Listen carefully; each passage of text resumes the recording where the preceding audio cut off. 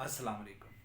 अगर आपको एक्टिव रहना चाहते हैं, सुस्ती है, काहली है और आप कोई एंटीबायोटिक या कोई ऐसी मेडिसिन का इस्तेमाल नहीं करना चाहते जिससे आप डरते हैं कि हमें कोई नुकसान ना हो या हमारा जो है कोई साइड इफ़ेक्ट ना हो या इस तरह के कोई भी मसाइल जिससे आप डरते हैं, तो उसका फिर क्या इस्तेमाल किया जाए कि हमारी परमानेंटली तौर पर हम एक्टिव रहें, सुस्ती काहली ख़त्म हो, हमारा दिमाग सही काम करे, हम एक अच्छा परफॉर्म करें।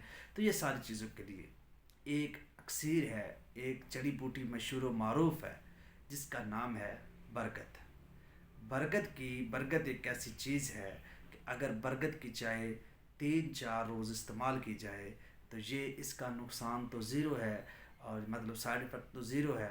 आप 1 से 2 महीने दिन के लिए जो है एक्टिव भी रहेंगे और अच्छा काम भी करेंगे। तो महीने में कम से कम 2 बार बरगद की चाय लाजिम इस्तेमाल करें।